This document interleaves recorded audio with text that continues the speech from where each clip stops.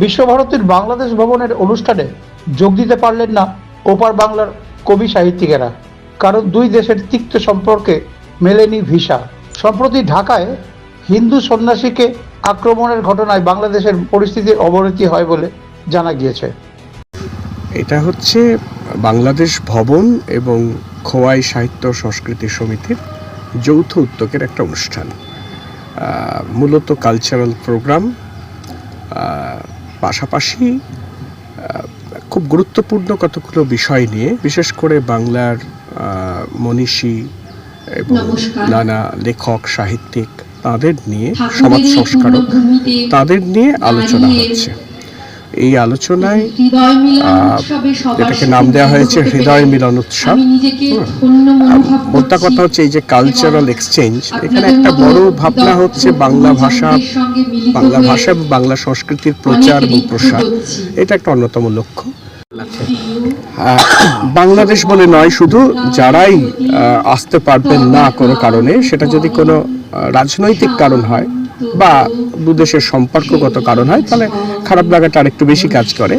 কারণ একটা হচ্ছে রাষ্ট্রনৈতিক দিক, সেটা নিয়ে আমি মন্তব্য করার অধিকারী নই, কিন্তু আরেকটা দিক আছে, সেটা হচ্ছে আমাদের আবেগগত দিক। সেই দিকটাতে হচ্ছে বা সংস্কৃতিগত দিক, সেই দিক থেকে বাংলায় যেখানে আমরা বাংলা প্রচার প্রসার নিয়ে কথা বলছি, সেখানে তো বাংলাদেশকে বাদ দিয়ে বাংলার ভাষা সংস্কৃতির প্রচার প্রসারের কথা একটা অসম্পূর্ণতা তো থেকেই যায়। সেই জন্যই তারা আসতে পারলে ভালো লাগতো নিশ্চয়ই। তবে যে কোনো কারণেই হোক, যতদূর শুনেছি যে তারা হয়তো আবেদন করেননি, অথবা আবেদন করলেও তাদের আবেদন এখনই মঞ্জুর হয়নি। সেটা সম্পূর্ণ দেশের পররাষ্ট্র বিভাগের বিষয়, তা নিয়ে আমার কোনো কথা বলার এখতিয়ার নেই। আমি চাইব সম্পর্ক দ্রুত স্বাভাবিক হোক এবং বাংলাদেশও আবার সবার সঙ্গে মিলেমিশে চলবার একটা জায়গায় এসে পৌঁছুক। এটা ছিল, এই জায়গাটাতে এসে পৌঁছুক। হ্যাঁ, কেমন সাহিত্য সংস্কৃতি সমিতির সঙ্গে ওতপ্রোতভাবে বাংলাদেশের কবি সাহিত্যিকরা অনেকেই যুক্ত। তার কারণ এটা হচ্ছে আমাদের একটা সদস্য পদ আছে, সেই সদস্য পদ তারা নিয়েছেন।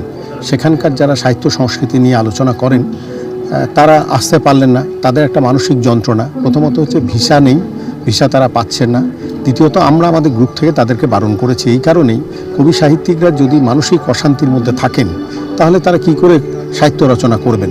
আমাদেরও কষ্ট হচ্ছে। আমরা চেয়েছি আগামী দিনে পরিস্থিতি সুন্দর হোক, তারপর তারা আসুন। তবুও আমাদের 200 জন পার্টিসিপেন্ট এখানে হয়েছে, এবং আমেরিকা, জার্মানি এবং দুবাই থেকে প্রতিনিধি এসেছে। বাঙালিরা এসেছে বম্বে, দিল্লি, আগরতলা, তারপর আসাম, ত্রিপুরা, আমাদের দুর্গাপুর, কলকাতা, এখান থেকে বিভিন্ন প্রতিনিধিরা এসেছেন। এই জন্য আমরা যে গেট করেছি, সেখানে কিন্তু অনুষ্ঠান টাইমটা জানিয়েছি, আমন্ত্রণ কিন্তু সকলকে জানায়নি, কারণ এটি হচ্ছে সদস্যদের অনুষ্ঠান। এবং বিশ্বভারতী কর্তৃপক্ষ, বাংলাদেশ ভবন কর্তৃপক্ষ আমাদের সহযোগিতার হাত বাড়িয়ে দিয়েছেন, কারণ বাংলাদেশ ভবন এবং খোয়াই সাহিত্য সংস্কৃতি যৌথভাবে অনুষ্ঠান করছে। বাংলাদেশে কি কেউ উপস্থিত আছেন? না, আমরা বারণ করেছি, তারা কেউ আসতে পারেননি। আর আসবো বললেও, কারণ ভিসার জন্য তারা আটকে গেছেন। হ্যাঁ, খারাপ লাগছে যে তারা আসতে পারছে না, কারণ তারা উপস্থিত থাকেন আরও বেশি। তারা রবীন্দ্র ভাবনায়, সকল মানুষ তো বাংলাদেশের যে বর্তমান অবস্থা চলছে তার সঙ্গে এক নন। অনেক মানুষ আছেন, কিন্তু তারা প্রতিবাদ করতে পারছে না, কারণ জীবন আশঙ্কা রয়েছে। তো জীবনের থেকে বড় কিছু হতে পারে না। আগে জীবন বাঁচবে, তারপরে কবিতা সাহিত্য হবে আর কি। সেই জন্য একটা দুঃসময় চলছে বাংলাদেশে। আমরা চাইছি যে সুন্দর সম্পর্ক আবার ভারতের সঙ্গে গড়ে উঠুক।